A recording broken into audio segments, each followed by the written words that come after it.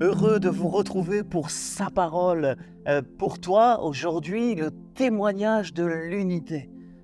Sébastien, pourquoi tu as pensé à ce sujet, le témoignage de l'unité? J'ai pensé à ce sujet parce que vraiment je trouve que c'est important de comprendre que l'unité qu'on a, c'est pas juste pour nous, mais c'est aussi pour rendre témoignage du Seigneur à ceux qui ne partagent pas notre foi.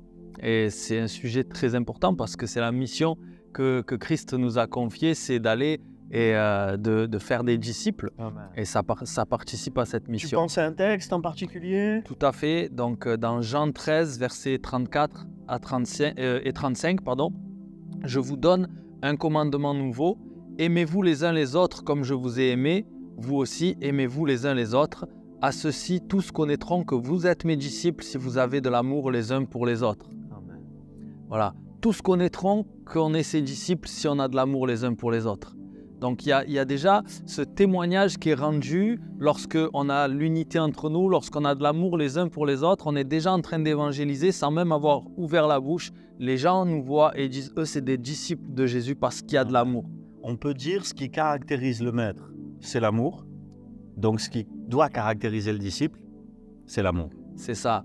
Et ce témoignage, il va encore plus loin parce que dans Jean 17, verset 21, on peut lire Jésus, donc dans sa prière, il va dire au Père, afin que tous soient un comme toi, Père, tu es en moi, et comme je suis en toi, afin qu'eux aussi soient un, pour que le monde croie que tu m'as envoyé. Amen. Donc Jésus veut qu'on soit un pour que le monde croie.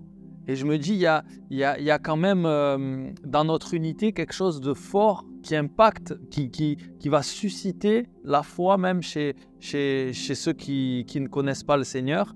Et je me dis en contrepartie, lorsqu'on n'est pas unis, ça peut être un contre-témoignage et ça peut être une pierre d'achoppement justement pour que les gens viennent à la foi. Je ne sais pas ce que tu en penses toi, Thibaut.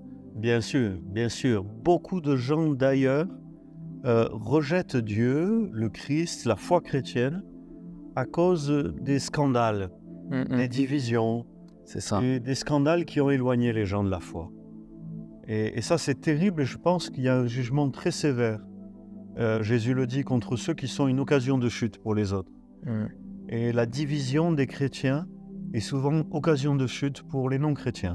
C'est Pour clair. certains qui ont été chrétiens et qui abandonnent la foi à cause de ça. Et donc tu as raison. C'est vraiment un aspect essentiel. Puisque nous témoignons de l'amour, c'est important que nous témoignons de son amour. C'est important que nous vivions l'amour entre nous. Ce qui est un gros challenge parce que les divisions, elles naissent pas que chez les chrétiens. Les divisions, elles naissent dans les familles, elles sont dans toutes les nations. Tous les pays du monde ont connu leur guerre civile et leur guerre extérieure aussi. Donc c'est un gros challenge parce que peut-être que la violence et la haine et la colère et la méchanceté est attachée au cœur de l'homme. C'est ça. Et on croit que c'est normal d'être unis et c'est pas normal de se diviser. Mais moi, des fois, j'ai l'impression que c'est l'inverse. Que quelque part, se quereller avec le cœur de l'homme tortueux, c'est la norme. Oui, Et puis le miracle, c'est d'être unis. c'est ça, ça fait partie des œuvres de la chair, les divisions. Et donc, c'est notre état naturel d'être divisé. Mais en Christ, on peut manifester ce miracle. Et justement, là où les gens voient cette unité qui est impossible, quand on voit dans l'Église des jeunes, des moins jeunes, quand on voit des gens de toute origine, de toute catégorie sociale, être ensemble, être unis, s'aimer, là où la politique n'arrive pas à faire ces choses-là, on se dit c'est un miracle. Amen. C'est un miracle et c'est la vérité, c'est un miracle. Et c'est pourquoi on doit veiller à cette unité, à ce cadeau précieux, comme on l'a abordé déjà dans une vidéo précédente, que Dieu nous a fait ce cadeau, on doit y veiller. Et des fois, je vois sur les réseaux sociaux, par exemple, des chrétiens qui se disputent sur quelque chose et je me dis, moi des fois j'ai envie de commenter, mais je me dis, mais les gens qui vont lire ça, quel témoignage on va leur rendre entre nous? Ils vont dire, mais ils sont fous ces chrétiens à se disputer comme ça, ils ont le même Dieu, ils ont la même foi et ils se disputent, ils s'envoient et des fois c'est sévère. Et ça me fait penser à une parole que l'apôtre Paul disait à Timothée. Dans 2 Timothée 2,14, il dit « Rappelle ces choses en conjurant devant Dieu qu'on évite les disputes de mots qui ne servent qu'à la ruine de ceux qui écoutent. » Et je me dis, voilà, parfois il y a des gens qui nous écoutent et malheureusement, si on n'est pas unis, ça participe à leur ruine. Alors voilà, soyons unis. Amen. On va prier ensemble et puis c'est le vœu de nos cœurs aujourd'hui.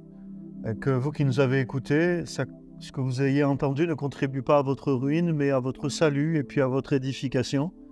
Amen. Apprends-nous, Seigneur, à bien parler les uns des autres et à ne jamais être une occasion de chute pour qui que ce soit, mais à être toujours quelque part le reflet de ton amour pour nous. Au nom de Jésus. Amen. Amen. Amen.